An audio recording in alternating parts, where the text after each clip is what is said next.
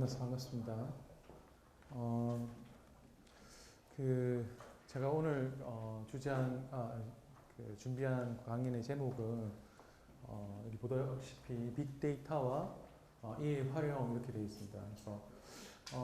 그래서 원래 강의는 저희가 빅데이터에 대한 소개를 하고 이것이 어디에 활용되는지 이렇게 이제 보통 설명을 하는데 그렇게 하는 것보다는 먼저 활용이 되는 것을 먼저 설명하고 그 다음에 빅데이터가 뭔지 이렇게 순서를 바꿔서 강의를 해보도록 하겠습니다. 네. 그래서 이제 지금 이제 빅데이터의 응용에 대해서 제가 설명을 드리는 거예요. 그래서 이런 질문을 여러분들한테 한번 하고 싶어요. 그러니까 여러분들 요즘에 인공지능 비서, Personal Assistant, 영어로는 그렇게 부르죠. 개인 비서.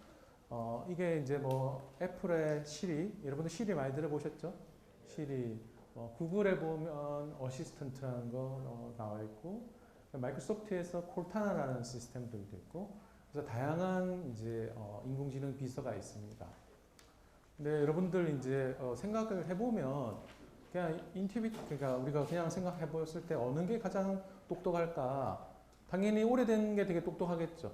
그러니까 대부분 아마 애플의 시리가 제일 똑똑하지 않을까 그렇게 생각할 것 같아요. 근데 또 아마존에서 알렉사라는 또 인공지능 비서도 있고 그렇습니다. 그래서 이것이 어느 인공지능 비서가 똑똑한지를 한번 IQ 테스트를 해보았는데 되게 놀라운 결과가 나왔습니다. 그래서 보시면 이게 영어로 되어 있는데 여기 이제 퍼스널 어시스턴트가 4개를 실험을 했고요. 그래서 구글의 어시스턴트, 콜타나, 마이크로소프트의 콜타나, 애플의 시리, 그 다음에 아마존에 있는 알렉사에 대해서 IQ 테스트를 했는데 뭘 했냐? 질문을 하고 질문에 대해서 몇 개 맞추느냐 이걸 한 거예요. 이 두 번째 칼럼은 그걸 얘기하는 겁니다. 정답률이에요. 몇 개에 대해서 답을 했느냐 보니까 이 시리가 놀랍게도 10개 중에 2개밖에 답을 못했습니다. 그에 반해서 구글 어시스턴트는 68%니까 거의 7문제를 답을 한 거죠. 예. 그리고 이제 완전히 다 맞추는 거, 그 중에서 완전히 다 맞추는 거가 구글 같으면 90.6%. 그러니까 7개 정도 답을 했는데 그 중에서 완전히 맞춘 거가 90%다. 그러니까 곱하면 되겠죠? 6.3 정도, 6문제 정도 맞춘 거고 시리는 그에 비해서 곱하면 한 문제 조금 넘는 정도잖아요. 그러면 이제 여러분들 생각하는 게 일단은 애플의 시리는 인공지능의 IQ가 되게 낮구나. 이건 알겠죠? 네. 그러면 이제 이 원인이 뭔가에 대해서 한번 생각해 볼 수 있는데 이렇게 생각할 수 있을 것 같아요. 만약에 애플에 있는 사람, 애플은 좀 인공지능을 만드는 기술이 좀 떨어지지 않을까? 구글은 되게 대단한데? 이렇게 생각할 수도 있는데 그렇게 보기에는 애플도 되게 큰 회사고 제일 큰 회사 중에 하나고 시리는 되게 오래됐으니까 그걸로는 설명이 안 되는 거죠. 무슨 다른 이유 때문에 이런 현상이 발생한 거예요, 실제로. 그래서 그거에 대해서 제가 이제 조금 설명을 오늘 한번 해보고 싶은 겁니다. 정답은 뭐겠어요, 여러분들? 그러니까 어떤 이유 때문에 이 인공지능의 IQ가 높을까요? 네. 그렇죠. 궁극적으로 답은 빅데이터겠죠. 네, 정답은 그렇습니다. 자, 그래서 성공의 비밀은 성공의 비밀을 하기 전에 저희가 만든 시스템을 한번 소개를 해볼게요. 어떤 시스템을 만드냐면 이런 구인 광고 검색하는 시스템을 제가 만들어 봤어요. 이건 뭐냐면 이제 사람들이 영어로 되어 있긴 한데 여기 보시면 어떤 사람을 찾고 그 사람이 어떠한 기술을 가져야 되고 어떤 도시에 이 회사가 있고 등등을 이제 사람이 써놓은 거예요, 글로. 그러면 저 말을 이해를 못합니다, 컴퓨터는. 그런데 이제 저희 연구실에서 한 게 뭐냐면 이런 내용을 다음과 같이 이렇게 요약을 했습니다. 이거를 이제 정형화라는 말로 제가 설명을 드릴 거예요. 정형화됐다. 요거는 정형화되지 않았고 데이터가 이거는 정형화되어 있다. 이 정형화되어 있다는 건 나중에 빅데이터의 정의일 때 제가 자세히 설명드리겠지만 여기 보면 구하는 사람의 타이틀이 뭐고 그 다음에 언제 이 구하는 포스팅을 올렸고, 그 다음에 이 회사의 위치는 뭐고, 그 다음에 이 사람이 필요한 기술은 뭔가 이렇게 표현되어 있죠. 그리고 그 값이 어떤 것인지 이렇게 다 찾아놨지 않습니까? 이런 것들이 정형화된 데이터예요. 자, 컴퓨터가 이 왼쪽에 있는 데이터를 잘 처리할까요? 아니면 이 오른쪽에 있는 데이터를 잘 처리할까요? 오른쪽에 있는 데이터를 잘 처리하겠죠. 그래서 이거를 이렇게 자동으로 만약에 할 수 있다면 컴퓨터가 이 데이터를 잘 활용할 수 있는 거죠. 네, 그런 시스템입니다. 그래서 저희가 만든 시스템을 한번 보여드릴게요.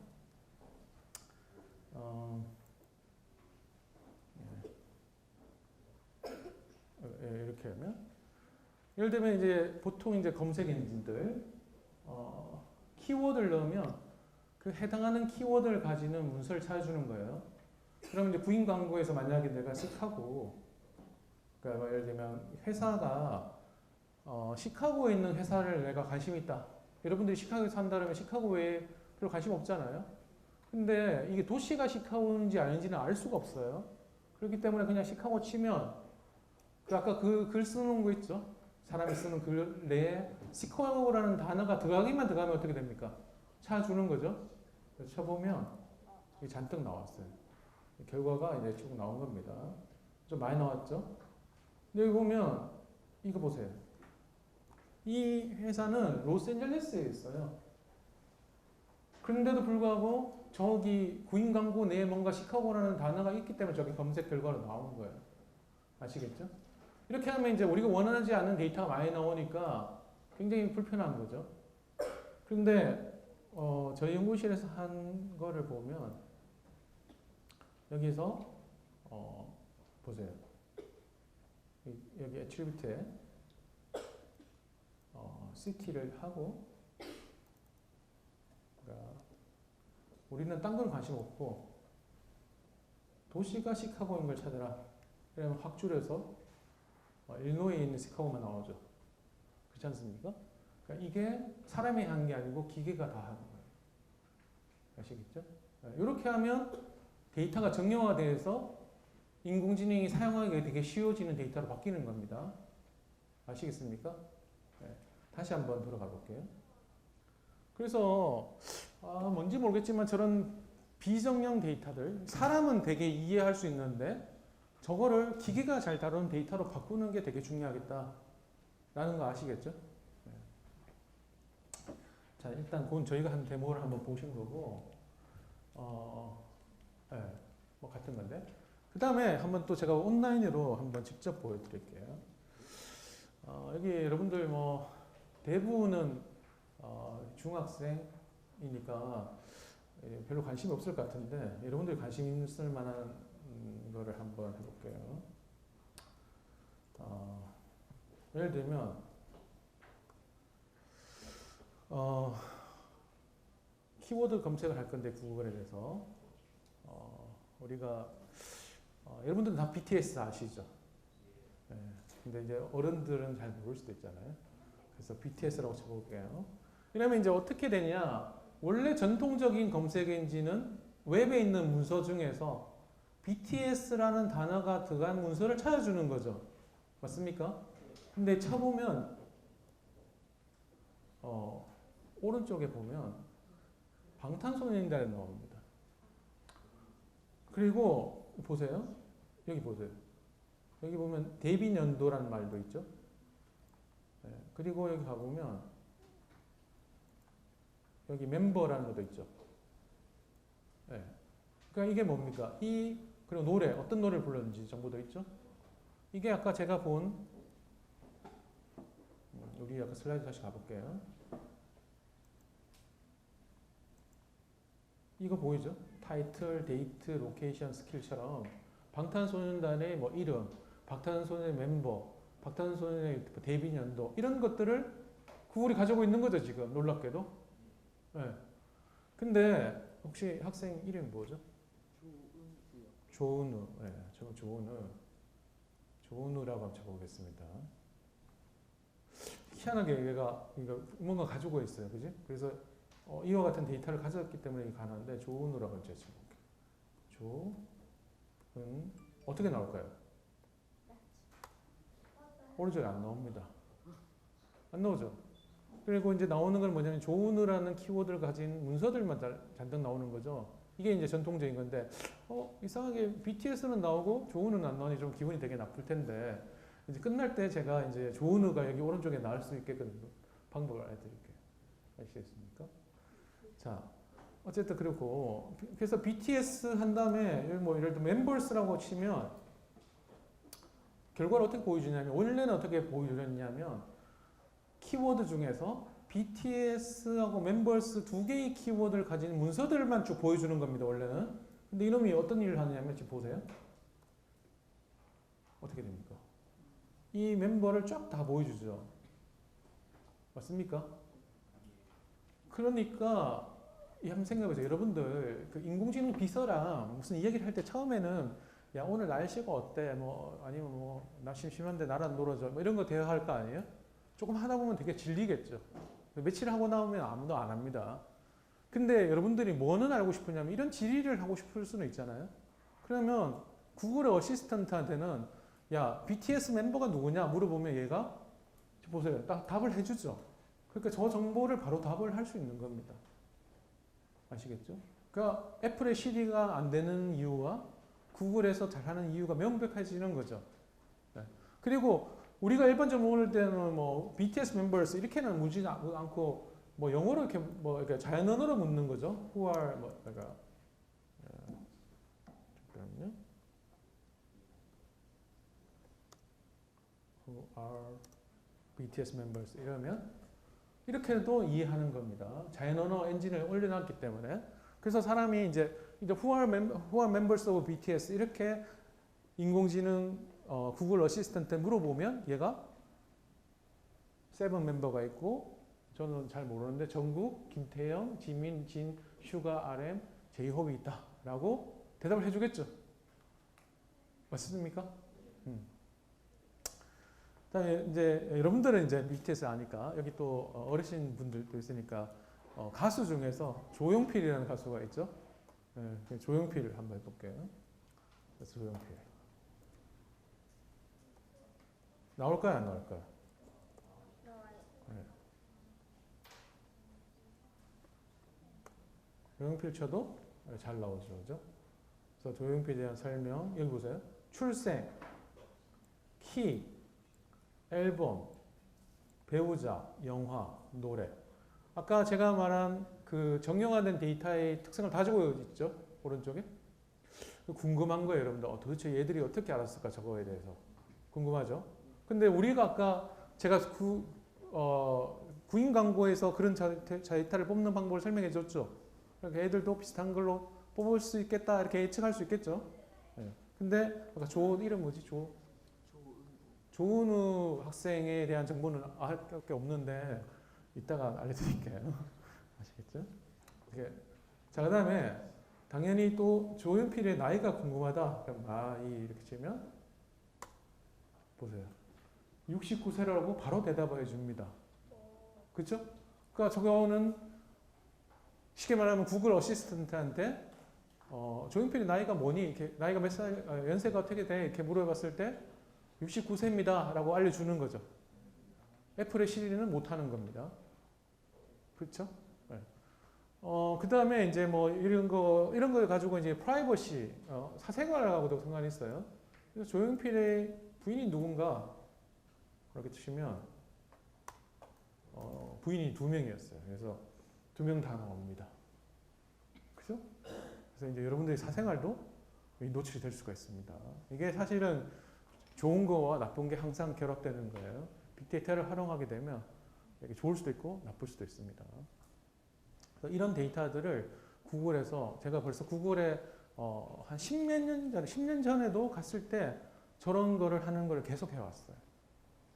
그러니까 인공지능 비서만 안 만들었을 뿐이지 저 검색해서 뭔가 결과를 잘 만드는 기술은 구글에서 10몇 년 동안 해왔고 애플에서는 하나도 해오지 않았어요. 그러니까 수준 차이가 엄청나게 지금 벌어져 있는 거예요. 아시겠죠? 근데 되게 또 재밌는 거는 이 구글 어시스턴트 만든 사람이 구글을 그만두고 애플로 갔습니다. 그만큼 요즘 경쟁이 또 심합니다. 여하튼 그렇고요.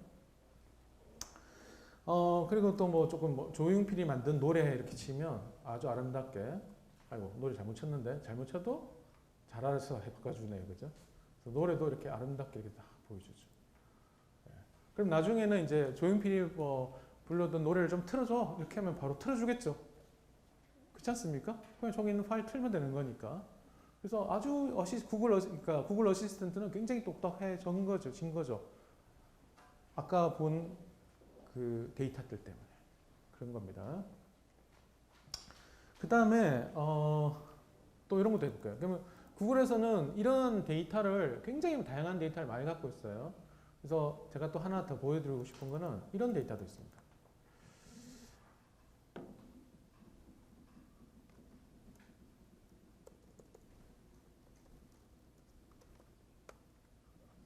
자, 그리고 구글에서 테이블 데이터를 갖고 있는데, 여러분들 웹페이지 가보면 데이터가, 그 웹페이지 안에 테이블이 많죠. 근데 그 테이블은 되게 정형화됐죠.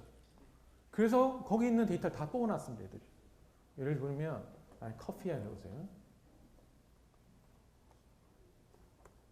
붙이면, 이 보세요. 이 데이터는 얘들이 다 뽑은 데이터입니다. 그래서 보면 쭉 누르면, 커피를 어느 나라가 제일 많이 생산하느냐, 그리고 얼만큼 생산하느냐, 이런 정보를 다 갖고 있는 거죠. 맞습니까? 네. 그리고 뭐 커피의 뭐 이펙트는 뭐, 그러니까 커피를 먹으면 어떤 현상이 발생하느냐, 영향을 받느냐, 이런 정보들, 같은 그런 정보들이 많은 거죠. 그래서 이런 데이터들도 다 갖고 있습니다. 근데 문제는 저거를 물어봤을 때 저거 있는 데이터를 가지고 답을 할 거냐 말 거냐는 사실 굉장히 어려운 문제예요. 그 이유는 뭐냐면 저기 있는 정보가 틀릴 수도 있죠. 그리고 이거를 예를 들면 여러분 청소년한테 하면 안 되는 정보도 있을 수 있죠. 있지만 그래서 그런 것들을 어떻게 잘 이해하고 할 건가. 아직 그 기술이 다 안 됐기 때문에 데이터를 다 붙이지를 못했어요. 그래서 그런 기술만 더 발전하면 굉장히 많은 데이터들이 붙을 거고, 이제 구글에 어시스턴트 물어보면 인공지능 비서가 잘 대답을 할 거겠죠. 맞습니까? 이렇게 되면 여러분들은 이제 어떤 걸 이제 포기를 해야 되냐면, 여러분들 계산기랑 곱하기, 더하기, 빼기, 나누기 이거 내가 더 잘한다 이런 사람 있나요 여기? 아무도 절대 계산기랑 경쟁할 생각 안 하죠. 맞습니까? 마찬가지로 지식을 우리가 누가 더 많이 안다, 이거 아무 의미가 없습니다. 왜냐하면 그냥 물어보면 될 걸. 괜히 내 머릿속에 들고 있을 필요가 없는 거죠. 맞습니까? 그래서 당연히 뭐 요즘에 퀴즈쇼 한다? 절대 사람 이길 수가 없습니다. 그냥 계산기한테 계산을 내가 이기겠다, 이거가 똑같은 거예요. 그래서 알고 보면 옛날에 그런 거 있었죠. 아주 옛날에는 사람이 계산이 뭐 주판보다 더 빠르다 이런 거 하고 있었거든요. 지금 생각해보면 별로 의미가 없는 거지 않습니까? 그러니까 지금도 마찬가지예요. 자학 퀴즈 나와서 누가 더 많이 맞추냐, 아무 의미 없어집니다 앞으로. 왜냐하면 아무리 여러분들 많이 외워봤자 저기 갖고 있는 지식에 비하면 아주 작은 거죠. 그렇죠? 여러분들은 그럼 뭘 해야 되냐? 얘들이 못하는 걸 해야 돼요. 알겠습니까? 여하튼 그렇습니다. 얘들이 못한 게 많아요. 상당히 많기 때문에 걱정 안 하셔도 됩니다. 그런 이야기입니다. 그래서 이제 실제로 어떤 일이 일어나느냐? 그래서 웹에서 지식을 추출했습니다.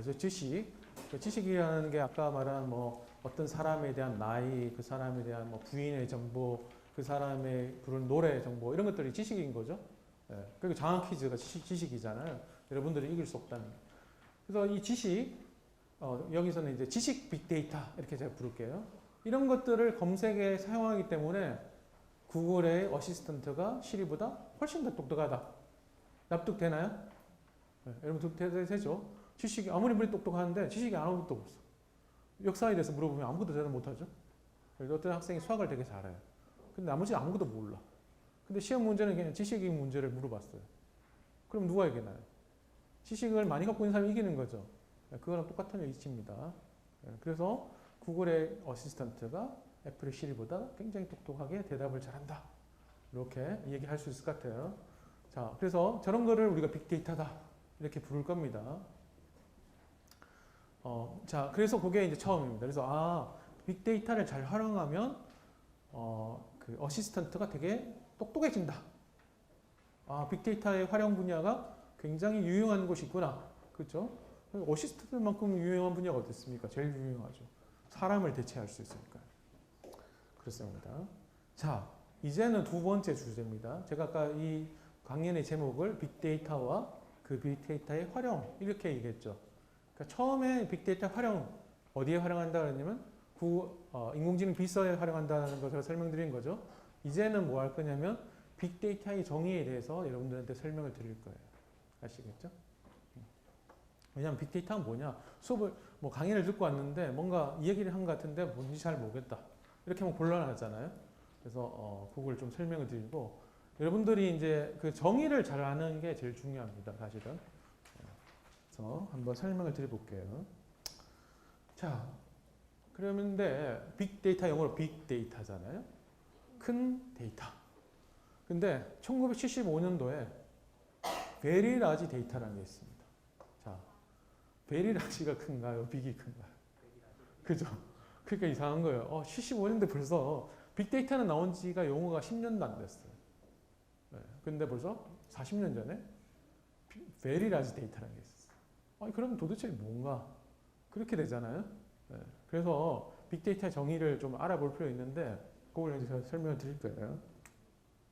자, 그래서 빅데이터의 정의가 뭐냐 물어보면 제가 정의가 없습니다. 이렇게 답을 하겠습니다. 왜냐하면 이게 일종의 마케팅 용어예요. 어떤 기술적인 용어보다는 어떤 사람이 그런 마케팅 용어를 만든 거예요.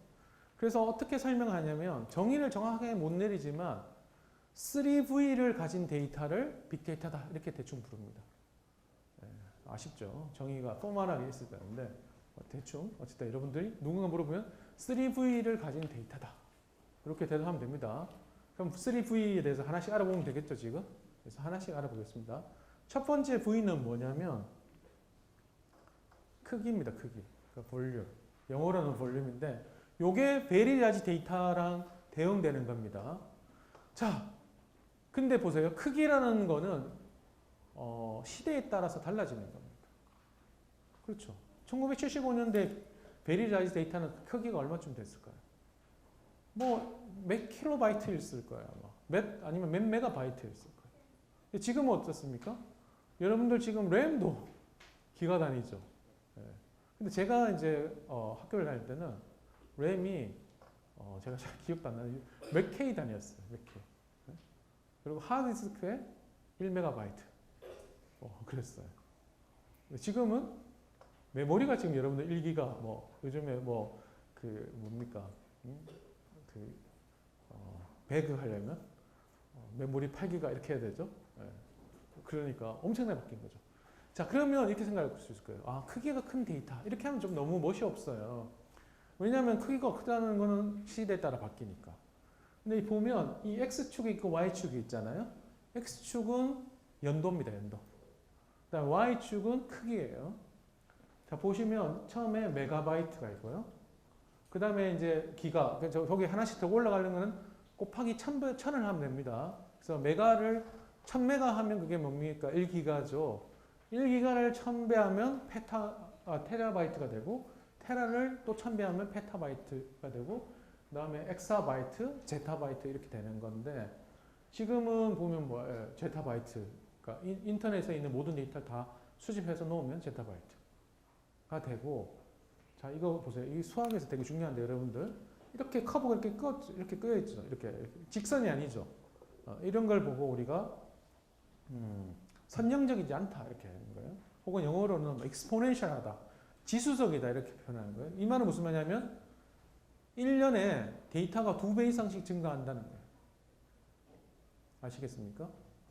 자, 그러면 이제 빅데이터는 우리가 어떻게 설명할 수 있냐? 제가 정리해 볼게요. 이 볼륨의 측면에서 하나의 컴퓨터에서 처리할 수 없는 데이터라고 정의하면 좋습니다. 왜냐하면 자, 컴퓨터도 되게 그 시간에 따라서 발전하고 있죠. 맞습니까? 여러분들 지금 40년 전의 컴퓨터하고 지금은 상상도 초월할 수 있을 정도로 많이 발전했어요. 자, 그런데 그럼 여러분들 그냥 생각할 거예요. 그러면 어느 순간에 컴퓨터가 슈퍼컴퓨터가 될 텐데 몇 년 지나면 그러면 빅데이터가 별거 아닌 거 아니냐 이렇게 하지만 그게 중요한 게 아니라 우리가 생각해 봐야 될 건 뭐냐면 컴퓨터가 빨라지는 속도와 데이터가 증가하는 속도가 얼마큼 차이가 나는지를 상대적으로 비교해 보는 게 중요하겠죠. 맞습니까? 근데 일반적으로 컴퓨터는 18개월에 2배 정도 좋아져요. 18개월. 근데 데이터는 1년에 2배씩 더 좋아지죠. 더 커지죠. 그럼 어떻게 됩니까? 갈수록 격차가 더 커지는 거죠. 맞습니까? 그러니까 어느 시기를 가든 100년을 지나든 하나의 컴퓨터에서 처리 못하는 데이터는 항상 존재하는 거죠. 맞습니까? 그런 데이터를 우리가 뭐라고 부른다? 빅데이터다 부른다. 이렇게 하면 시대에 상관없이 정의되는 거죠.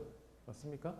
다시 이야기하면 볼륨이 큰 데이터 이렇게 이야기하면 너무 좀 뭐하니까 하나의 컴퓨터로 처리할 수 없는 크기를 가진 데이터를 우리가 빅데이터다 이렇게 정의하면 시대에 상관없이 정의할 수 있다 이렇게 할 수 있는 거죠. 네. 그게 첫 번째 빅데이터의 특징이고요. 그럼 여러분들한테 한번 물어볼게요. 자, 한 컴퓨터로 처리 못하면 어떻게 합니까? 어떻게 해야 돼요? 여러 대로 하면 되는 거죠. 네, 여러 대로 하면 됩니다. 그런데 여러 대로 하려면 그럼 데이터를 어떻게 하면 여러 대로 쪼개서 할 수 있을까요? 데이터를 쪼개면 되겠죠. 만약에 데이터가 100메가다, 컴퓨터가 10대가 있다. 그럼 10메가씩 쪼개서 각각 처리하면 되겠죠. 자, 근데 물론 이제 여기서 조금 더 어려운 거긴 하지만 한번 여러분들 생각해 보세요. 어떠한 종류의 데이터는, 어떤 종류의 일은 쪼갠 다음에 각자 처리해서 그냥 합치면 좋은 게 있어요. 예를 들면 여러분들한테 시험지를 나눠주고 각자 채점. 그럼 각자 채점한 다음에 그냥 수집하면 되는 거죠. 자, 이런 거는 어떻게 됩니까? 데이터가 아무리 많아져도 사람만 많으면 되죠. 맞습니까? 그럼 데이터가 많아져도 아무 문제가 없어요. 그런데 어떤 데이터는, 어떤 일은 쪼갠 다음에 일을 분배해주고 나서 서로 이렇게 이렇게 서로 대화를 해야지만 되는 일들이 존재하죠. 맞습니까? 그러니까 각각 쪼갠 다음에 각자 일을 하고 나서 모집하는 경우는 아무 문제가 없어요. 근데 중간중간에 얘한테 물어보고 쟤한테 물어보고 이래야 될 경우도 많죠. 이런 경우는 컴퓨터 수가 많다고 해서 컴퓨터 수가 증가하는 것만큼 데이터를 크게 처리 못합니다. 그렇죠? 이런 일들이 또 존재할 수 있다. 그런 것들이 빅데이터에서 되게 아직까지도 힘든 부분이다. 이 정도만 아시면 될 것 같아요. 근데 이 문제는 그냥 일상에서 여러분들이 생기는 문제와 똑같습니다. 그죠? 여러분들 어떤 일이 있는데 그 일을 친구들한테 나눠서 처리했는데 알고 보니까 혼자 하는 게 차라리 나았다. 이런 일들이 있죠. 그런 일들입니다. 빅데이터도 내가 뭘 할 거냐에 따라서 컴퓨터 수를 늘려서 처리해서 잘 처리할 수도 있고 아니면 컴퓨터 수를 많이 늘릴수록 골치 아파질 수도 있고 그렇습니다. 뭐 여하튼 그 사족이고 여하튼 하나의 컴퓨터의 크기로도 핸들링할 수 없는 데이터가 빅데이터의 첫 번째 특성이다 라는 거 여러분도 아시면 될 것 같고요. 두 번째는 특성은 3V라고 했잖아요. 빅데이터 3V. 두 번째 V는 뭐냐면 velocity예요. velocity. 그 velocity는 한국말로 속도. 자, 여러분들 황당합니다. 데이터가 속도를 가진다. 이게 도대체 무슨 말일까요? 그죠? 데이터가 무슨 속도를 가져? 이렇게 생각할 수도 있잖아요. 자, 이 그림 한번 보세요. 그림. 이게 뭡니까 이게? 하수도에서 물결이 확 흘러가고 있죠. 저 물결을 영어로 뭐라 그러죠? 혹시 아세요? 플로우라고 그러기도 하고 또 뭐라 그러나요? 스트림, 그냥 들어봐 스트림? 스트림. 그러니까 그래서 이런 속도로 가진 데이터를 영어로는 스트리밍 데이터 이렇게 부릅니다. 자, 근데 그래도 여전히 잘 보고 있어요. 아니 도대체 데이터가 스트림이란 무슨 소리야? 이러잖아요. 그럼 제가 한번 예를 한번 들어볼게요. 데이터가 속도를 가지는 게 뭔가 이런 것도 데이터예요. 이런 거. 이거 혹시 여기 이제 어른분들은 이해를 하실 텐데 우리 2년 전인가 가상화폐 붐이 이렇게 해가지고 난리가 났었죠. 나라에서. 근데 이제 그 가상화폐를 처리해주는 사이트가 있었는데 그 사이트가 먹통이 돼가지고 고소 나가고 난리가 났습니다. 자, 이거랑 데이터가 속도를 가지면 무슨 상관이냐 이렇게 생각하겠지만 자, 그 사이트 입장에서는 어떻게 됩니까? 고객이 어떤 정보를 보내주죠. 어떤 정보를 보냅니까? 야, 이거 돈 주고 이 몇 주 사달라 이렇게 정보를 보내는 거죠. 그 정보를 보내는 것도 데이터 아닙니까? 근데 수십만 명이 동시에 그 정보를 보내면 어떻게 됩니까? 그 서버 입장에서는 막 물결이 쏟아지듯이 막 데이터가 들어오는 거죠. 이해되시나요? 네. 그럼 어떻게 됩니까? 그걸 못 받으면 어떻게 되죠? 그냥 서버가 죽겠죠. 네. 그런 일들이 벌어진 거예요. 이런 게 정확하게 속도를 가진 데이터입니다. 그래서 이런 데이터는 빅데이터다. 이렇게 우리가 이해할 수 있는 거예요. 네. 자, 이거는 그럼 여러분들 어떻게 처리해야 될까요? 이건. 네? 그렇죠. 그것도 똑같죠. 그래서 서버를 그냥 늘려서 처리하면 됩니다. 네. 근데 잘 못해가지고 이제 죽은 건데. 그러고 보니까 빅데이터 별거 아니네요.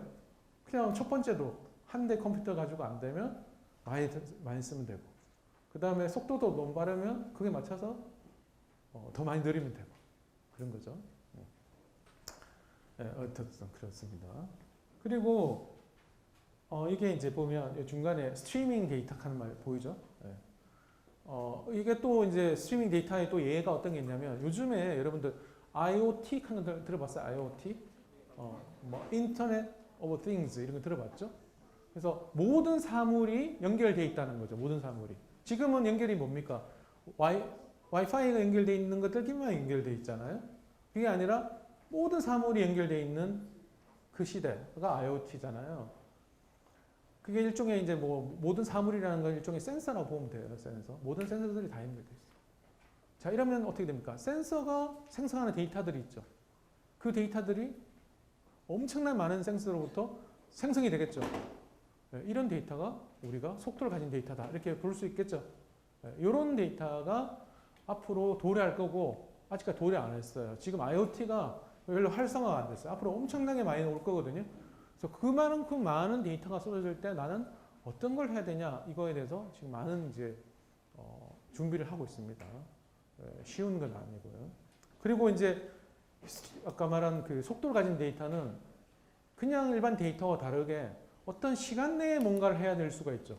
예를 들면 센서를 하고 있었는데 뭐 온도를 재고 있었다. 아니 불이 났는데 바로 처리해야지. 뭐 20시간 후에 처리했다. 이거 하면 소용없는 거 아닙니까? 그래서 이런 거는 또 시간과 관련된 특성을 가진 데이터다. 이렇게 보면 될 것 같아요. 그래서 이런 데이터가 빅데이터다. 아시겠죠?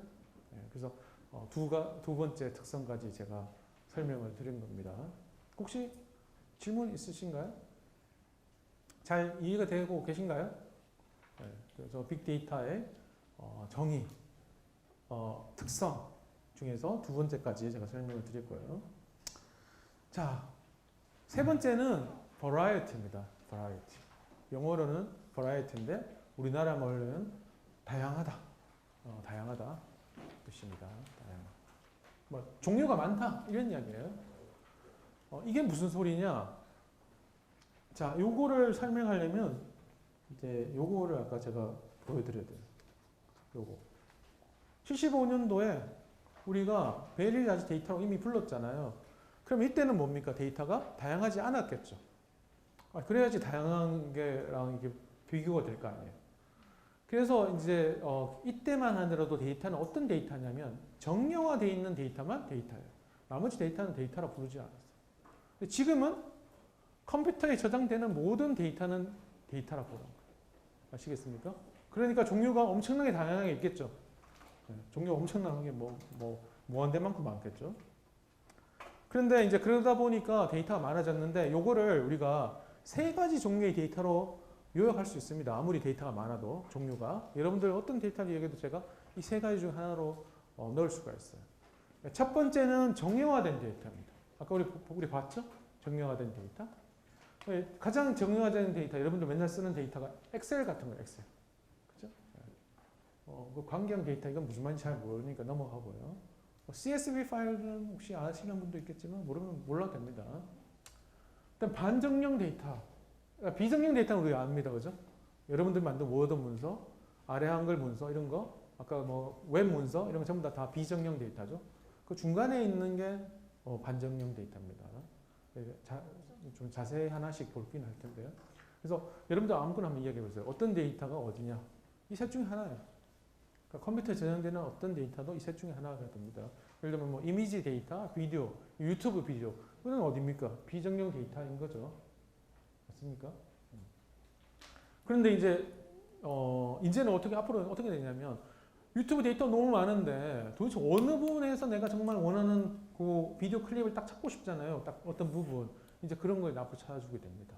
지금은 그게 안 되지만 야 이런 이야기를 하는 그 어느 비디오의 일부분을 나한테 알려달라 이런 거에 대해서 대답할 수 있어야 되겠죠. 그게 어떻게 됩니까? 아까처럼 비정형 데이터를 정형화 형태로 잘 바꾸기만 하면 대답할 수 있는 거죠. 할 수 있습니다. 아직 기술은 그까지 가지 않았지만 충분히 가능성이 있는 겁니다. 앞으로는 그게 다 될 거예요. 그래서 이 세 가지로 요약할 수 있다. 정형화된 데이터, 비정형화된 데이터, 아니면 중간에 반정형 데이터. 영어로는 첫 번째 건 structured 데이터, 그 다음에 반정형 데이터는 semi-structured 데이터, 그 다음에 비정형 데이터는 unstructured 데이터 이렇게 부릅니다. 영어는 몰라도 되는데 어쨌든 그렇습니다. 자, 그래서 그렇게 되고요. 자, 그래서 구조화된 데이터 혹은 정형화된 데이터. 구조화된 데이터 이렇게 불러도 됩니다. 자, 한번 예를 들어볼게요. 이거 보세요. 엑셀 파일에 사람 이름이 있고 여기에 어떤 영어, 수학, 과학 이런 것들에 대해서 이제 성적을 쭉 매겨놓은 엑셀 파일들. 이런 것들. 이런 것들이 정형화된 데이터입니다. 아시겠죠? 여러분들. 컴퓨터가 아주 좋아합니다. 컴퓨터가. 그리고 CSV 파일은 이런 텍스트, 이 메모창에서 이렇게 콤마로 해가지고 얘랑 사실 같은 거예요. 그런 거 있고. 그 다음에 이런 여기 보면 엑셀 파일도 보면 저거 하나 시트라고 그러죠. 시트 한 장 아니죠. 여러 장이 있을 수 있죠. 그런 것들을 크기를 키워놓으면 그걸 우리가 광경 데이터베이스 이렇게 부릅니다. 아시겠죠? 얘랑 별 차이가 없어요. 실제로는. 근데 이 소프트웨어는 50만 원밖에 안 하고 이 소프트웨어는 1억입니다. 그러니까 얼마나 큰 데이터를 잘 사용하냐에 따라서 가격이 엄청나게 달라지는 겁니다. 근데 어쨌든 간에 우리가 봤을 때는 전부 다 무슨 데이터다? 다 정형화된 데이터입니다. 아시겠죠? 그리고 이거는 컴퓨터가 아주 좋아하는 데이터입니다. 컴퓨터가 아주 잘 처리해요. 얼마나 잘 처리하냐? 이거는 컴퓨터가 40년 동안 우리가 개발한 기술이 있어요. 그리고 굉장히 잘 처리합니다. 아시겠죠? 자, 근데 반정형 데이터의 특별한 예로는 그래프라고 제가 전한 앞에 여기 지식이라고 써놨어요. 지식. 이제 여러분들 나왔습니다. 아까 구글이 잘하는 이유가 지식을 갖고 있기 때문에 잘한다 이런 얘기 제가 한 거 기억나시죠? 근데 지식이 도대체 뭘까? 이거 궁금할 거예요. 자, 이게 지식입니다. 야, 이게 별것 아닌 것처럼 보이는데 지식이라니까 황당할 수 있는데. 자, 하나 보겠습니다. 요게 하나, 이렇게 세 개씩 나눠져 있습니다. 한 줄당. 그죠? 그래서 요거를 주어라 그러고, 요거를 수어라 그러고, 요걸 목적어라 그러겠습니다. 그러면 어떤 주어가 어떤 목적어랑 어떤 관계다. 이런 이야기 나오죠. 맞습니까? 그래서 밥이라는 게 사람이다. 밥이 앨리스의 친구다. 밥이 언제 태어났다. 그다음 밥이라는 사람은 모나리자에 관심이 있다. 그다음 모나리자는 레오나르도 다빈치가 만들었다. 이런 비디오는 모나리자와 관련한 비디오다. 이게 지식입니다. 여러분들이 아는 지식을 저거로 다 표현할 수가 있는 거예요. 자, 근데 그래프는 뭐냐? 그래프는 제가 설명드릴게요. 한번 보세요. 우리 여러분들 소셜 네트워크, 페이스북 생각나시죠? 페이스북이 뭡니까? 페이스북은 어떤 사람이 있고 어떤 사람과 어떤 사람과의 관계를 연결해 주는 거죠. 이게 바로 그래프입니다. 근데 여러분들 지금 잘 안 하다 할 거예요. 저게 무슨 그래프야? 이 소셜 네트워크는 여러분들이 김정우랑 이 친구, 박기원이 친구 관계다. 이렇게 동그라미로 그리고 친구 이렇게 표현하는 거 아니에요. 근데 이거는 지금 그게 아니잖아요. 근데 요거를 똑같은 거를 제가 다음에 아주 깨끗하게 그려놨어요. 보세요. 이렇게. 그러면 요게 하나가 친구, 요 친구 이런 관계잖아요. 그죠? 근데 여기 밥이에요. 밥. 밥이 앨리스의 친구다. 밥은 사람이다. 밥은 1990년대에 태어났다. 이게 소셜 네트워크랑 똑같죠? 생겨먹은 게. 그래서 이걸 그래프라고 그러고 지식 그래프다 이렇게 부릅니다. 자, 이런 거를 우리가 많이 갖고 있다. 그러면 이거는 지식을 다 갖고 있는 거랑 똑같은 거죠. 네. 그래서 반정형 데이터를 가지고 지식을 잘 표현할 수 있다. 네. 자, 그럼 반정형 데이터를 잘 처리하는 기술은 어느 정도 됐냐? 한 20몇 년 됐어요. 그래서 굉장히 그래도 성숙해 있습니다. 물론 아까 정형화된 데이터를 처리하는 기술보다는 좀 떨어지죠. 그렇지만 꽤 잘 처리합니다. 자, 다음에 비정형 데이터. 아까 본 것처럼 텍스트, 워드 문서나 아래 한글 문서나 이미지나 비디오나 이런 것들 전부 다 unstructured 데이터, 비정형 데이터라고 부르는데 이게 전체 데이터의 얼마냐면 90% 넘어요. 근데 이런 데이터를 또 재밌게도 뭐라고 부르냐면 뭐라고 써놨죠? 다크, 암흑 데이터. 이게 무슨 말이냐? 데이터로서 존재하긴 하는데 활용이 안 되는 데이터. 여러분들이 구글에 비디오 많잖아요? 근데 그거는 여러분들이 그냥 동영상 보는 것만 관심 있지 이게 뭔가 검색이 되고 내가 원하는 걸 물었을 때 대답하는데 사용되나요? 거의 안 되죠. 네. 이런 데이터들이 암흑 데이터. 아시겠습니까? 근데 이 암흑 데이터를 뭐로 바꾸면 되겠습니까? 정형화된 데이터로 바꾸는 순간 이제 난리가 나겠죠. 네. 그런 일들을 조금씩 하고 있는 겁니다. 그래서 우리가 빅데이터가 모자란다. 그런데 모자라는 게 아니라 빅데이터 여기 많은데 엄청나게 많은데 이거를 정형화된 데이터를 못 바꿨기 때문에 활용이 잘 안 되는 것뿐이에요. 아시겠죠? 근데 구글에서는 그런 거를 많이 해왔기 때문에 시리에 비해서 잘 대답을 한다라는 거죠. 네. 근데 아까 이 친구 제가 또 이름을 잊어버렸는데 조은호 친구. 네. 조은호 친구는 이제 기분이 나쁠 거예요. 왜 나의 데이터는 구글에서 검색이 안 되냐. 여전히 아직 그거에 대한 답은 못 했는데 그건 이제 조금 이따 해보겠습니다. 그래서 이렇게 비정형 데이터를 정형 데이터로 바꾸는 거. 이거를 정보 추출 이렇게 부르는데 보세요. 이 문장을 쭉 읽으면서 트럼프의 차일드는 아들이 그러니까 아이가 에릭이다. 트럼프의 또 차일드는 티파니다. 트럼프의 차일드는 베런이다. 이렇게까지는 됐는데 이게 쭉 읽어보니까 여기 트럼프랑 오바마도 나오거든요. 그래서 트럼프의 차일드는 오바마 이렇게 살면 안 되는 거죠. 이런 게 어려운 거예요. 쉬운 건 아닙니다. 꼭.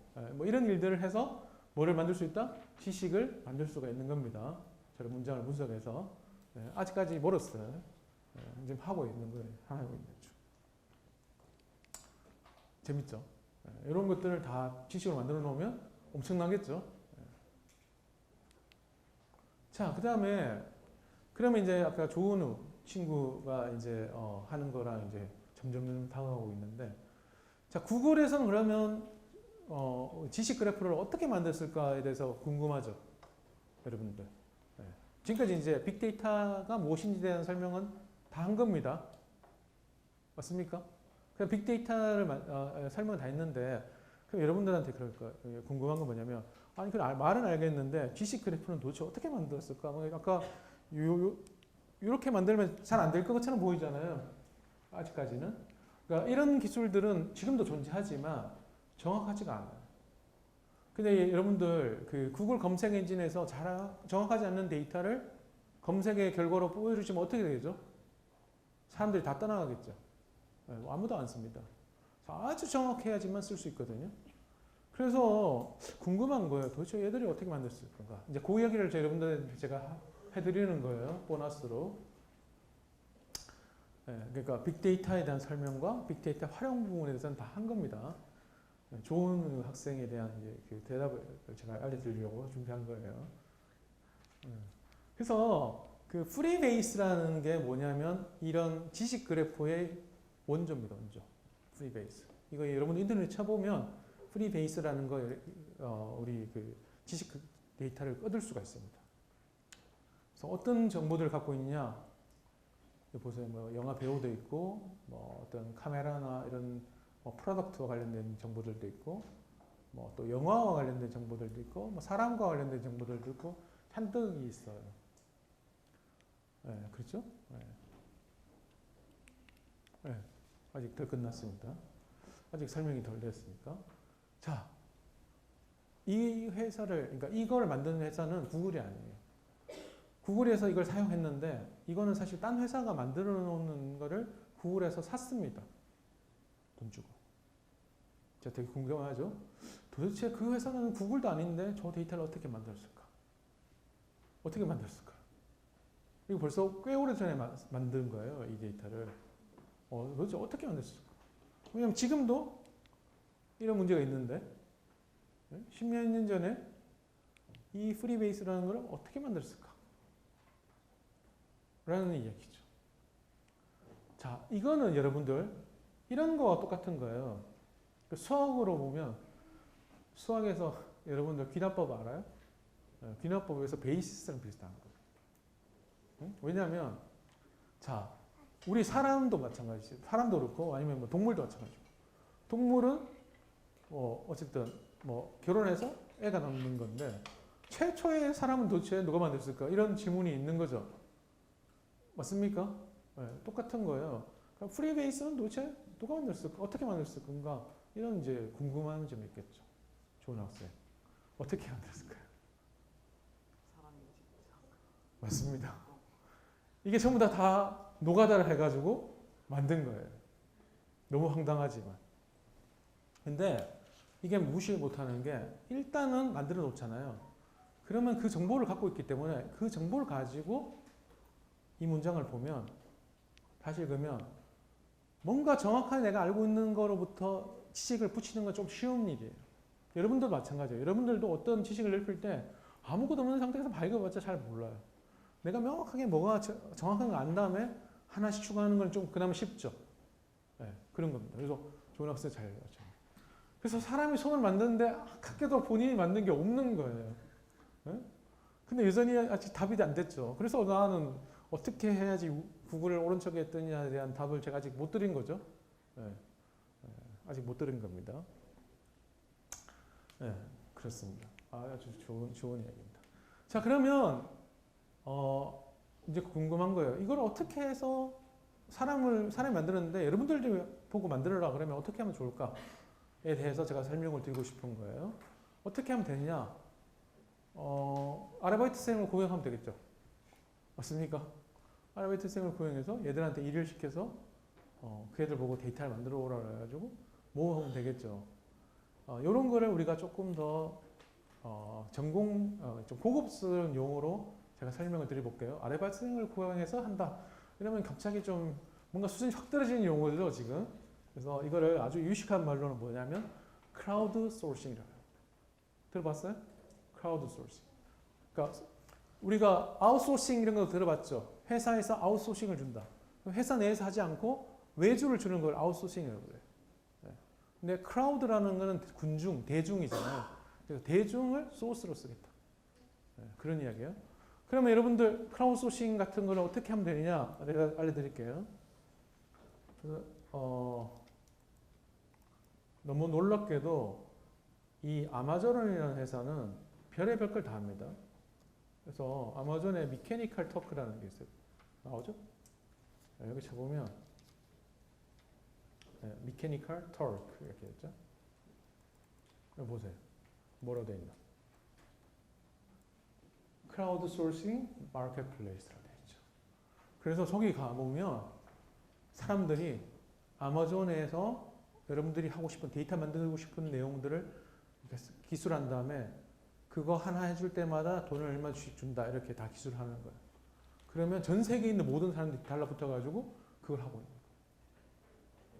아시겠습니까? 그래서 아까 그 프리베이스도 전부 다 크라우드 소싱으로 만든 데이터들. 그래서 여러분들도 뭔가 새로운 뭔가 데이터를 만들어서 처음부터 뭘 하고 싶다. 아무것도 없이는 할 수가 없잖아요. 그때는 사람을 써야 되는 거예요. 그때 크라우드 소싱을 쓰면 수만 명을 데리고 일을 할 수 있는 거예요. 아시겠죠?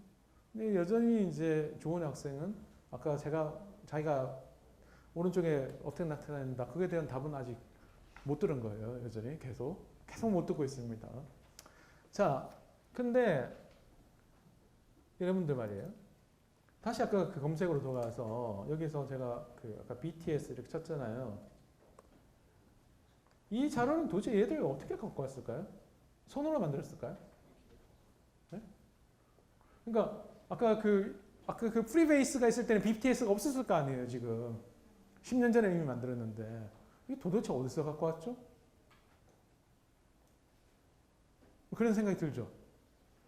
혹시 알겠는 사람? 응? 어디서 갖고 왔냐? 자, 보세요. 네이버는 아니고, 이런 게 있죠. 위키피디아. 이거 혹시 들어봤어요? 위키피디아? 위키피디아. 여기에 BTS 치면 아마 나올 거예요. 이게 나오죠. 여기 가보면 이 많은 여기 오른쪽 보세요. 구성원, 소속사, 레이블, 장르 등등등등 다 나오죠. 이게 아까 우리가 보는 거랑 뭐 되게 비슷하죠. BTS 멤버가 누구냐? 맞습니까? 그러니까 이거는 어떤 거냐면 이것도 크라우드 소싱인데 돈 주고 하는 게 아니라 자발적으로 만든 크라우드 소스된 데이터라고 볼 수 있는 거죠. 맞습니까? 그래서 여기 제가 잠깐 기억이 잘 안 나는데 이 뭐 내용을 눌러보면 그러니까 여기서 정보를 구글에서 가져온 거예요. 그리고 얘들이 다국어로 번역이 되어 있습니다. 그래서 영어도 있고 한국어가 되어 있어요. 그래서 여러분들이 영어로 물어도 만약에 한국에서 검색했다면 한국 결과를 보여주는 거예요. 아시겠죠? 근데 만약 미국에서 했다 그러면 영어로 보여주는 거예요. 아시겠죠? 자, 그러면 좋은 학생. 그럼 이제 답이 나왔어요. 어떻게 하면 구글에 조언을 쳤을 때 오른쪽에 조언으로 나올 수 있을까요? 그렇죠. 위키피디아의 페이지를 여러분들이 만들어서 거기에 여러분들 자랑을 잔뜩 적어 놓으면 이제 구글에서 검색해 보면 대답을 해줍니다. 친구들은 안 나오지만 좋은 학생에 대한 결과는 탁 나오는 거예요. 자, 어떻게 답이 됐나요? 네, 그렇습니다. 근데 대신 이제 이거는 나름대로 그 체크를 합니다. 저도 이거 만들어 보지 않았는데 막 이상한 쓰레기 값을 만들 수는 없잖아요. 누군가가 뭔가 체크해주는 메커니즘이 있는데 그것만 통과되면 여러분 좋은 학생은 이제 나옵니다. 네. 아시겠죠? 네, 그래서 제가 지금 오늘 이제 세 가지를 제가 설명드렸는데 하나는 빅데이터를 활용해서 인공지능 비서를 IQ를 높일 수 있다라는 거 했고, 인공지능이 빅데이터가 무엇인지에 대한 설명했고, 그다음에 빅데이터에서 초기에 우리가 데이터를 어떻게 만들 건가, 그죠? 특히 지식 데이터를 어떻게 만들 건가, 세 가지를 제가 한 겁니다. 맞습니까? 네. 여기까지가 제가 준비한 내용인데 혹시 질문 있으면 한두 가지 제가 받아드리겠습니다. 네, 아무거나 질문해도 될 것 같아요. 예. 빅데이터 분석 전문가가 되고 싶은데 예. 대학 진학은 통계학과 쪽 아니면 금융학과 쪽 두 가지 중에서 고민하고 있는데 네. 어느 쪽이 선택되었나요? 이게 이제 이렇게 생각하면 될 것 같아요. 앞으로 이 컴퓨터라는 전공은 컴퓨터 자체도 의미가 있지만 모든 전공 분야가 컴퓨터를 부전공을 해야 돼요. 예를 들면. 그러면 이제 어떤 사람이 되냐? 그리고 마찬가지예요. 컴퓨터 하는 사람도 통계를 되게 잘합니다.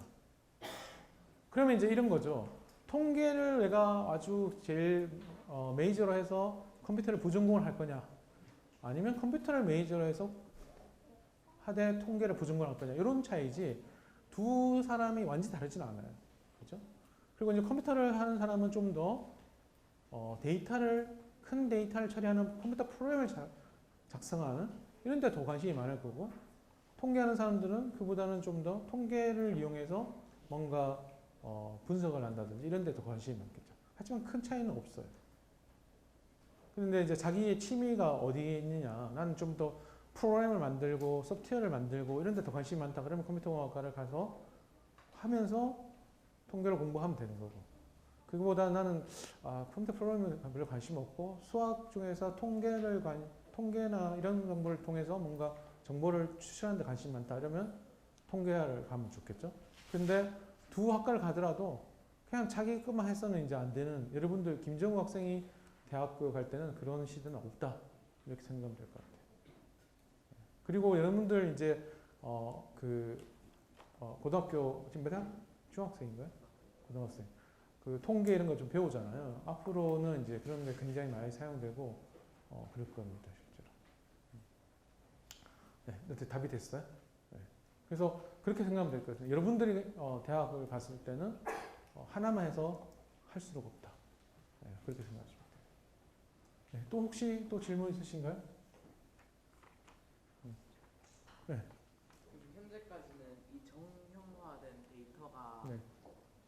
다 사람이 직접 쳐가지고 만든 그 데이터에 의존하고 있는 거예요. 아, 되게 또 좋은 질문을 했는데 정형화된 데이터를 가지고 나머지 데이터에서 정형화 데이터를 더 뽑아낼 수 있죠. 그런 걸 많이 하고 있습니다. 네, 그런데 이제 그런 기술도 아까 제가 보여드린 제 데모한 것도 그런 거 기술의 일종이거든요.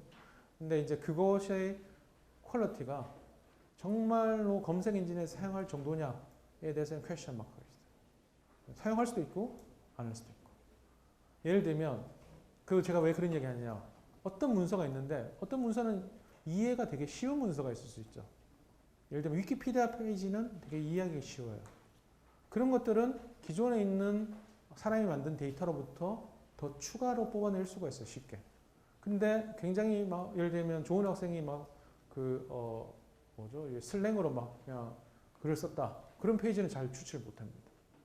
그러니까 그 난이도에 따라서 기계적으로 뽑아서 쓸 수도 있다. 근데 이제 궁극적으로는 아무리 난이도가 높아도 뽑아내서 쓸 수 있게끔 하는 게 목적이다. 이렇게 하면 답이 될 것 같아요. 아주 좋은 질문이네요. 네. 자, 오늘 이 정도 하고 마칠까요? 네. 네, 고맙습니다.